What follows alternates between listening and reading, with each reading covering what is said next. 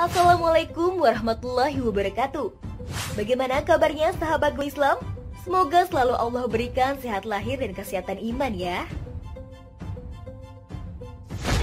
Sahabat, siapapun yang meyakini akan kematian tentunya penasaran ingin mengetahui bagaimana nasib dan perjalanan dirinya kelak. Namun, tak seorang pun yang boleh menyandarkan berita gaib kecuali kepada nas Al-Quran dan hadis yang sahih. Sesungguhnya, mayat di alam kubur akan melewati beberapa tahap perubahan. Apa sajakah tahap-tahapan tersebut? Silakan sahabat simak video ini sampai selesai, hanya di channel Go Islam. Namun sebelum diulas lebih lanjut, jangan lupa klik subscribe, like, dan klik lonceng notifikasinya terlebih dahulu, agar channel Go Islam dapat terus memberikan manfaat hosana keislaman untuk umat.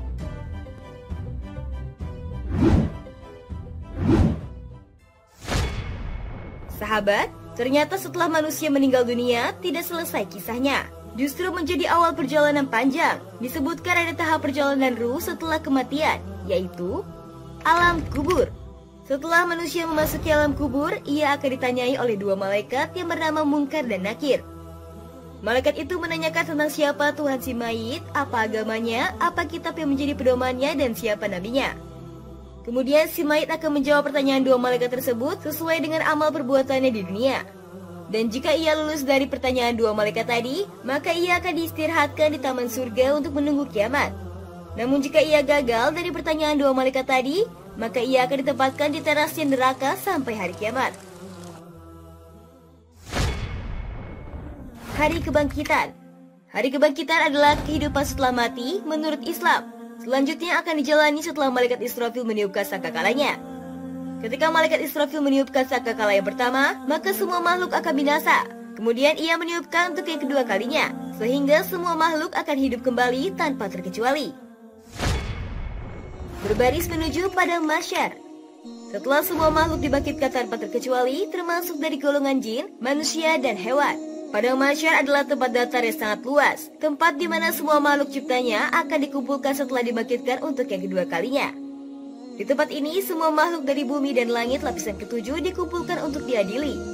Semuanya berkumpul dalam keadaan berdesak-desakan. Setiap manusia pada hari itu akan diadili dengan diiringi oleh dua malaikat. Yang satu sebagai pengiringnya dan yang satunya lagi sebagai saksi atas semua perbuatannya di dunia. Hari pertimbangan amal baik dan buruk. Setelah semua makhluk terkumpul dalam padang mahsyar, tibalah saatnya untuk memperlihatkan buku catatan amal dari jin dan manusia. Banyak hadis yang menggambarkan keadaan saat hari pertimbangan atau yang juga dalam bahasa Arab disebut Yaumul Mizan. Rasulullah SAW bersabda, pada hari kiamat, mizan akan ditegakkan.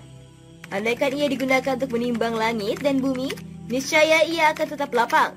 Maka malaikat pun berkata, wahai Robku, untuk siapa timbangan ini? Allah berfirman, untuk siapa saja dari hamba-hambaku. Maka malaikat berkata, Maha suci engkau, tidaklah kami dapat beribadah kepadamu dengan sebenar-benarnya. Diriwayatkan oleh Al-Hakim dan dinilai sahih oleh Al-Albani dalam silsilah As-Silsilah As-Sahihah nomor 941.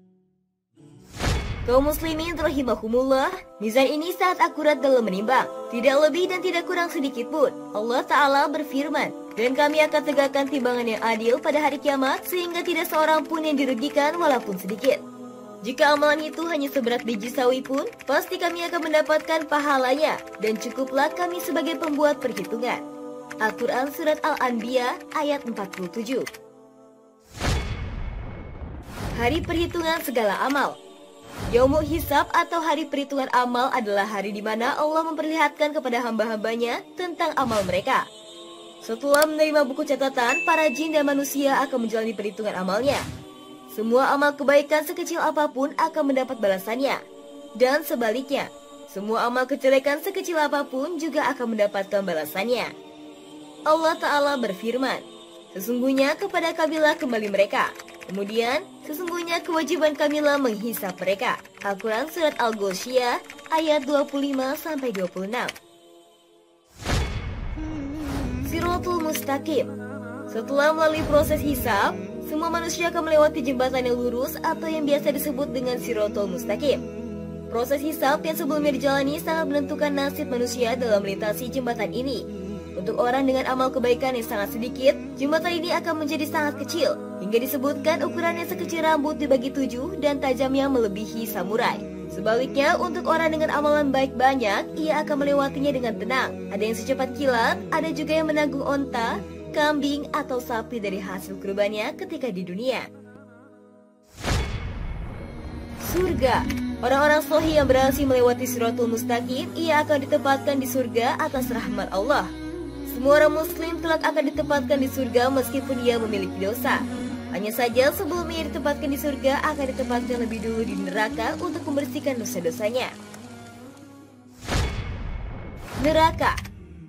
Neraka adalah tempat bagi semua orang yang memiliki dosa, baik itu muslim ataupun kafir. Disebutkan di dalam kitab suci Al-Quran bahwa terdapat 7 tingkatan neraka. Hal ini sebagaimana firman Allah, tiap-tiap pintu telah ditetapkan untuk golongan tertentu bagi mereka. Al-Quran Surat Al-Hijr ayat 44. Demikian yang terjadi pada seorang hamba mukmin sejak malam pertama di alam kubur, hingga waktu yang telah ditetapkan oleh Allah Subhanahu wa Ta'ala, atau disebut juga kiamat. Berdasarkan hadis Nabi SAW yang sahih, semoga sahabat dan kita semua mampu mengumpulkan bekal amal yang cukup dan diberikan keselamatan dan ditempatkan di surganya. Amin ya Rabbal Alamin. Wallahu a'lam bishawab. Sahabat gue Islam, jika video ini memberikan manfaat, jangan lupa untuk share ya, agar kita ikut menyebarkan kebaikan. Karena kata Rasulullah, barang siapa menunjukkan manusia kepada kebaikan, maka ia memperoleh pahala seperti pahala orang yang melakukannya. Hadis riwayat Muslim. Wassalamualaikum warahmatullahi wabarakatuh.